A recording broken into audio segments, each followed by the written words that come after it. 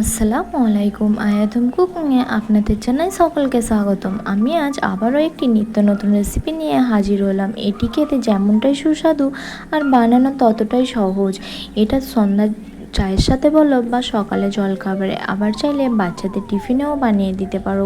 Heavy dish খেতে আর একদম বানানোটাও সহজ। তবে চলো বেশি দেরি না করে রেসিপিটি শুরু করা যাক। রেসিপি শুরু করার আগে প্রত্যেকবারের মতন অনুরোধ জানাই, রেসিপিটি ভালো লাগলে প্লিজ লাইক কমেন্ট শেয়ার করে চ্যানেলটিকে সাবস্ক্রাইব করে পাশে থাকার জন্য অনুরোধ জানাই।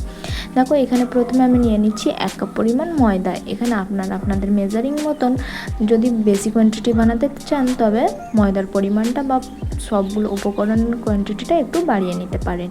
এবার ময়ামের জন্য দিয়ে দিচ্ছি 1 টেবিল চামচ পরিমাণ সাদা তেল, স্বাদ অনুযায়ী লবণ, আর দিয়ে দিচ্ছি ওই হাফ চা চামচ পরিমাণ চিনি। তবে চিনিটা আপনারা চাইলে স্কিপও করতে পারেন। এবার ভালোভাবে এটাকে মাখিয়ে আমি ময়াম দিয়ে নেব। এখানে খুব বেশি একটা ময়াম দেওয়ার প্রয়োজন নাই। এখানে খুব বেশি ময়াম হয়ে গেলে খেতে বেশি ভালো লাগে না, তাই তেলের পরিমাণটা আমি 1 টেবিল চামচ পরিমাণ দিয়েছি। এবার ভালোভাবে মিক্স করে নিতে হবে ময়দার সাথে, যাতে ময়ামটা ভালোভাবে মিক্স হয়ে যায়। এবার এখানে ভালোভাবে মিক্স করা হয়ে গেলে অল্প অল্প পানি দিয়ে একটি ডো তৈরি করে নিতে হবে।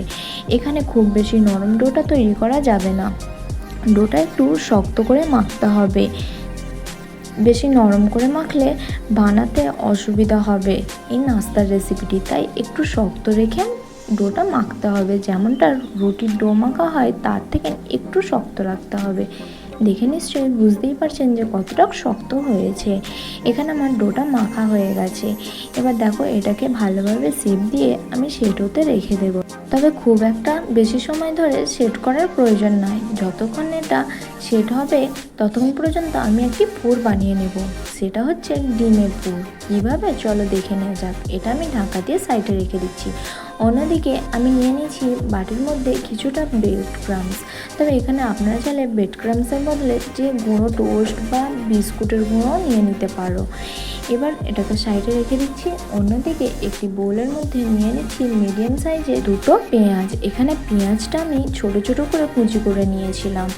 এবার পেঁয়াজগুলোকে নিয়ে নিচ্ছি, দিয়ে দিচ্ছি তার মধ্যে কিছুটা ধনেপাতা কুচি, আর দিয়ে দিচ্ছি কিছুটা কাঁচা লঙ্কা কুচি। এখানে কাঁচা লঙ্কার পরিমাণটা আপনারা আপনাদের পছন্দ মতন টেস্ট অনুযায়ী কমিয়ে বা বাড়িয়ে নিতে পারেন। তবে এখানে আমি 4টে বড় বড় সাইজের কাঁচা লঙ্কা নিয়েছিলাম।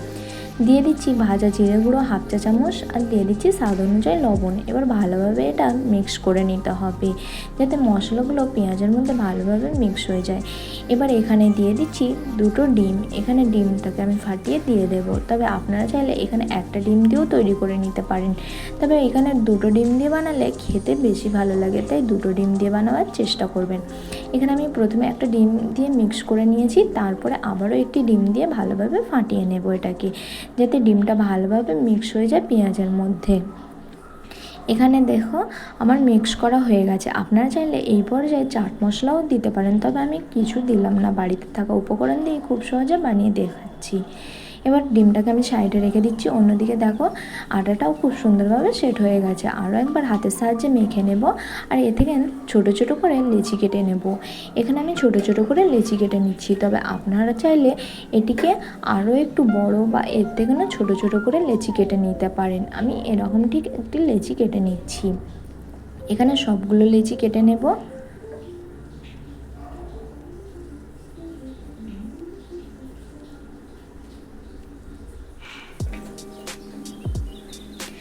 এখানে আমার 2টো লেচি কাটা হয়ে গেছে। এইভাবে করে আমি সবগুলো লেচি কেটে নিচ্ছি। দেখো, এখানে আমার লেচি কাটা হয়ে গেছে। এবার এটাকে বেলে নেওয়ার পালা। তার জন্য বেলনের মধ্যে একটু এইভাবে করে গোল করে চ্যাপটা করে নিচ্ছি বা বড় করে নিচ্ছি। এবার ময়দা লাগিয়ে এটিকে বেলে নিতে হবে রুটির মতন করে।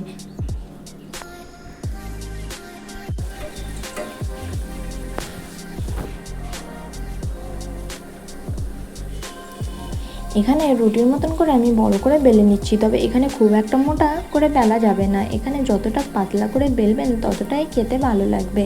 তাই দেখে নিশ্চয়ই বুঝতে পারছেন যে কতটা পাতলা করে এটা বেলতে হবে। এখানে আমার বেলা হয়ে গেছে। চলো এবার এটাকে ভরে নেওয়ার পালা। এখানে আমি এবার ডিমের পুরটা পরিমাণ মতন দিয়ে দেব।